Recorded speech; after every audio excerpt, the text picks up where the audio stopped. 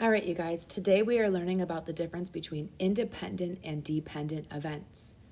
The name kind of tells it yourself.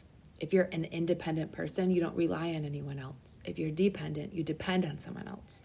So for independent events, the two events occur separately. They do not relate at all whatsoever. Whereas dependent events do relate. If something happens in one event, it's going to change the outcome of the second event. Independent event is defined as when one event occurring does not affect the probability of the other event occurring. Some examples. If you are going to toss a coin and roll a six-sided die, landing on heads after tossing a coin is not going to affect the result when you roll a six-sided die and you land on a 5 or you roll a 5. Okay, those two events are completely separate. One thing happening is not going to change the probability of the other thing happening. Another example of independent events. If you choose a marble from a jar and you toss a coin and land on heads, those two events are not going to change the outcome of the other. If you choose a 3 from a deck of cards and you put that card back in the deck before drawing a second card, those two will not be dependent on each other. So they're considered independent.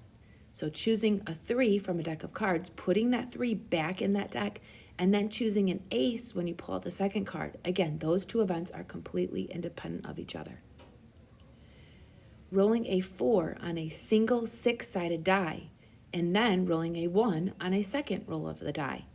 Those two events are not going to affect each other. So they're considered independent events. Whenever you have independent events, you can find their probabilities by taking each event's probability and multiplying them together.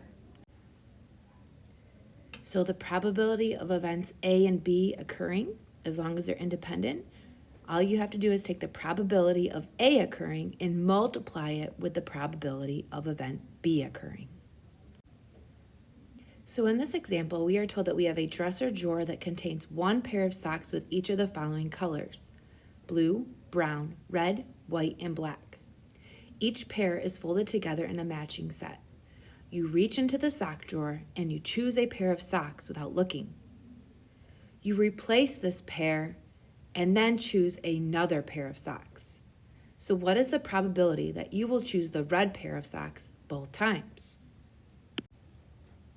Recall that you calculate probability by taking what you want to have happen and divide it by the total options that you have. So since we want to find out the probability that you choose the red pair of socks both times, and we know that only one pair of each color is in the drawer and there are blue, brown, red, white, and black. So there are 5 total options to choose, and we want to choose the red one, and there are only one red pair out of the 5 total. So what we want to have happen is that we choose a red one. So the probability of it red being what we want to have happen, which is 1, out of the total choices, which is 5. Now we want this to occur twice. So we want the probability of event A to be the fact that it's red. So that would be 1/5. And then the probability that we draw a second red pair of socks is also going to be 1/5.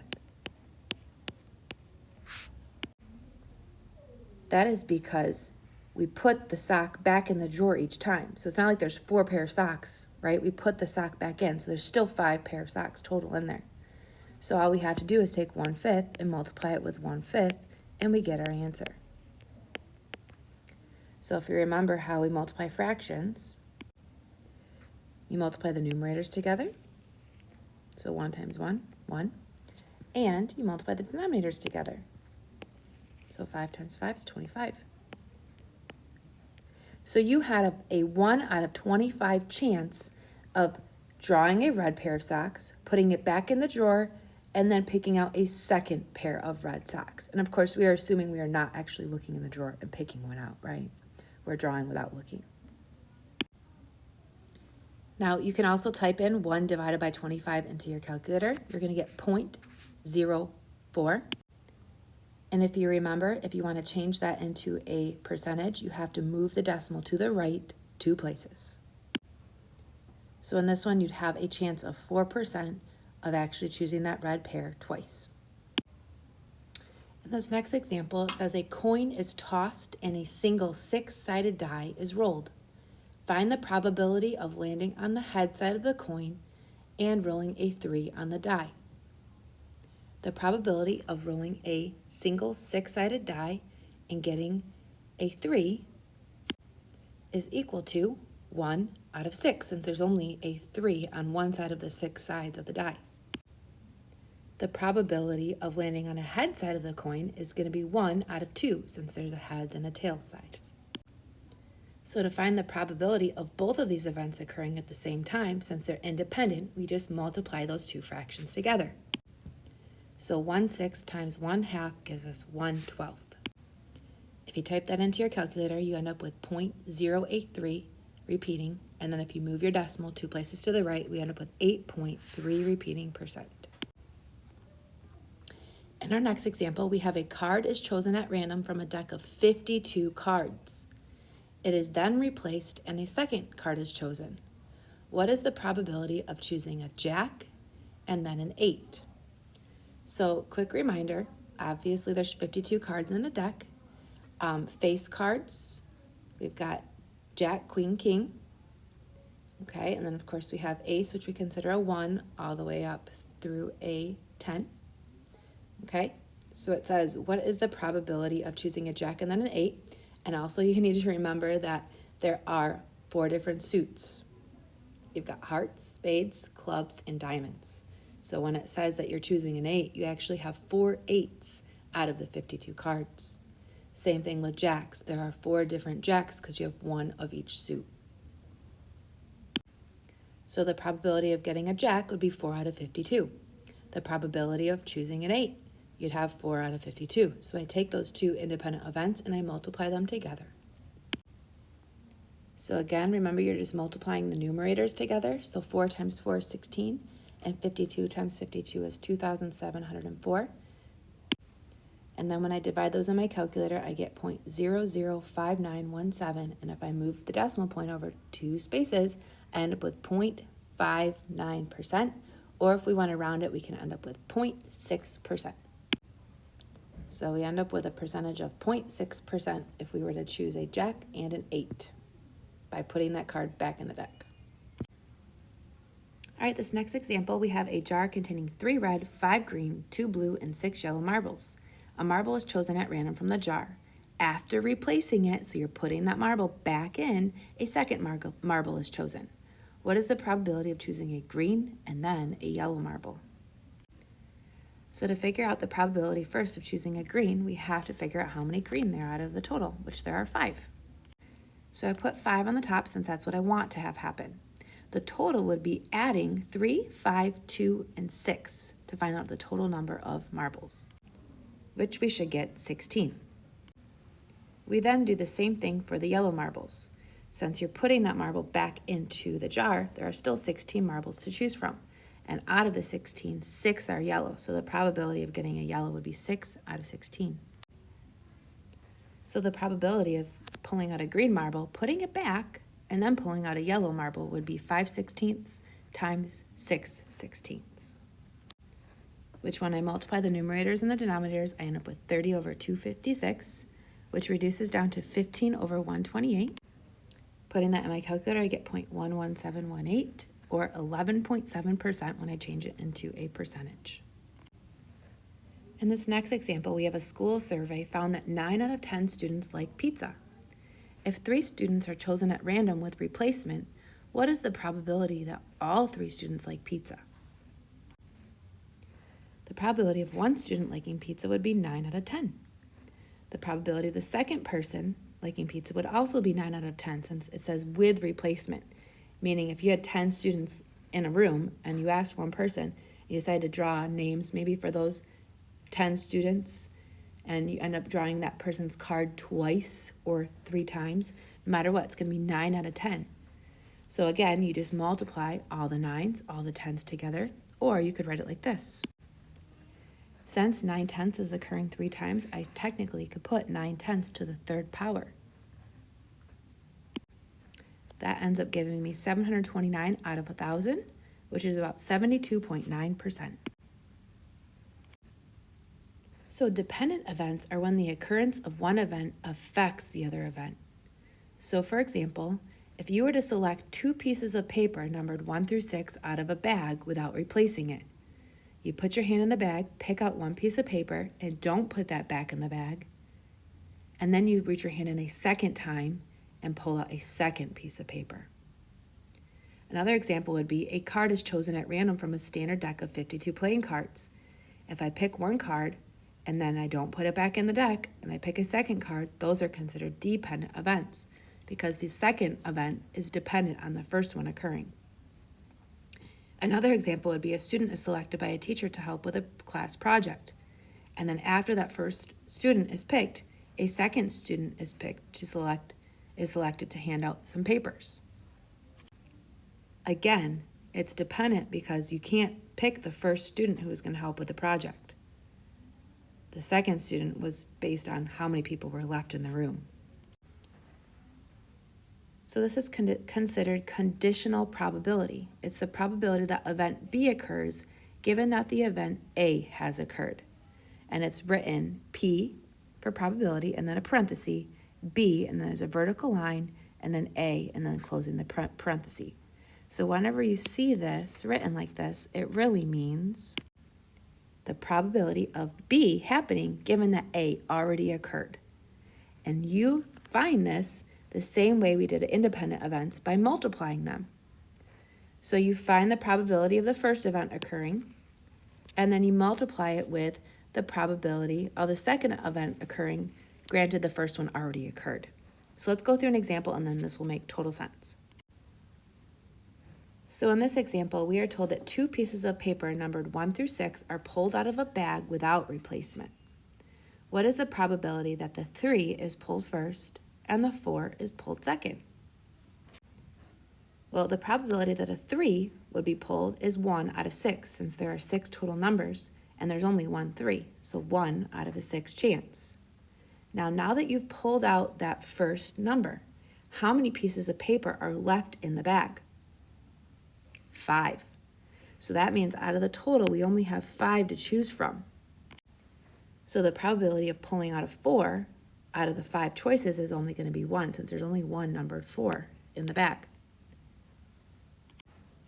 So the probability of pulling a 3 out and then a 4 would be 1/6 times 1/5, which equals 1/30. And then if I type that in my calculator and I move my decimal place over, it's about 3.3%. In this next example, a card is chosen at random from a standard deck of 52 playing cards. Without replacing it, a second card is chosen. What is the probability that the first card chosen is a queen and the second card chosen is a jack? So the probability of choosing a queen would be 4 out of 52, since there are 4 queens, right? There's a heart, there's a spade, there's a club, and there's a diamond. So there are 4 out of 52 chance of pulling a queen out. Now that you've pulled out 1 card out of the 52, how many cards are left in the deck? Hopefully you're thinking only 51. And out of those 51 cards, how many of them are jacks? Again, there's still 4 jacks. 4 of the remaining 51 cards are jacks. So the chance of getting a jack after a queen would be 4 out of 51. And then, of course, the probability of first choosing a queen and then the second card chosen as a jack, you multiply those 2 together. So 4 over 52 times 4 over 51 is 16 over 2,652, which reduces to 4 over 663. Or if you type that in your calculator, you get 0.00603. And moving that decimal place 2 spaces gives us our final answer, 0.6%. All right, I want you guys to take a moment and do these 4 on your own. And then once you're done, we will go through them. So go ahead and pause this video, give these a try. You can work together with your group members. And then once you're done, we'll go through these answers. Okay, so you were told Mr. Wendrick needs 2 students to help him with a science demonstration for his class of 18 girls and 12 boys. Obviously, this was when Mr. Wendrick used to choose or when he used to teach science. Now he doesn't teach science anymore. Anyways, he randomly chooses one student who comes to the front of the room. He then chooses a second student from who is still seated. What is the probability that both students chosen are girls? So out of the 30 students, 18 are girls, so the probability of choosing the first girl would be 18 out of 30. The probability of choosing a second girl, since there's only 29 students left to pick from and only 17 of them are girls, is 17 out of 29. So the probability of choosing two girls would be 18 over 30 times 17 over 29, which multiplies when reduced to 51 over 145, or 35.2%. In this next example, it says in a shipment of 20 computers, 3 are defective. 3 computers are selected randomly and tested. What is the probability that all 3 are defective if the first and second ones are not replaced after being tested? So the probability of picking one of the 20 computers being defective would be 3 out of 20. After you pick that first computer, there's only 19 computers left to pick. And out of the 19, 2 of them would be defective. So that has a 2 out of 19 chance of choosing the one that was defective. And then if you happen to pick the first 2 that were defective, there's only 18 computers left to choose from, and only 1 is defective. So the probability of picking that one would be 1 out of 18. Now, if you multiply all those together and reduce it, you end up with a probability of 1 out of 1,140. Most of your calculators, when you type this in, is going to give you this answer, 8.771929e negative 4.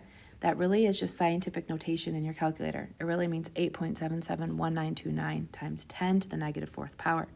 What that means is you move the decimal to the left 1, 2, 3, 4 places, and that's the actual number it's representing. So the percentage, this is not percentage yet, this is just the decimal before you change it into a percentage, would be 0.00087719. And then if you want to change it into a percentage, you move it over to the right 2 places. So the percentage of doing this would be 0.09%. Very small chance. In this next example, it says a part of a board game, you need to spin the spinner, which is divided into equal parts. Find the probability that you get a 5 on your first spin and a number greater than 3 on your second spin. So the probability of just picking a 5 would be 1 out of 8. And then a probability of a number greater than 3 would be all the numbers 4, 5, 6, 7, and 8. So it's 5 out of 8. So the probability of getting a 5, then a number greater than 3 would be 1/8 times 5/8, which works out to be 5 over 64, or 7.8%. These are independent events. Right? Spinning that 5 in the beginning did not change the probability of you picking a 3 or bigger after on the second spin. Okay, so this last one, you have a bag containing 20 $1 bills and 5 $100 bills. You randomly draw a bill from the bag, set it aside, meaning you're not putting it back in the bag, and then you randomly draw another bill from the bag. Find the probability that both events A and B will occur. So event A, the first bill is $100, and event B, the second bill, is $100. So the probability that the first bill is $100 would be 5 out of 25, since there's a total of 25 bills in the bag, and there are only 5 $100 bills. The probability of B would be 4 out of 24, since there are 4 bills left that are $100, and there's only 24 bills left in the bag. So multiplying those two events, 5 over 25 times 4 out of 24 equals 1/30 when reduced, or 3.3% when you change it into a percentage. All right, so I have a worksheet for you to work on, and that will be due on Monday. All right, have a great weekend, you guys.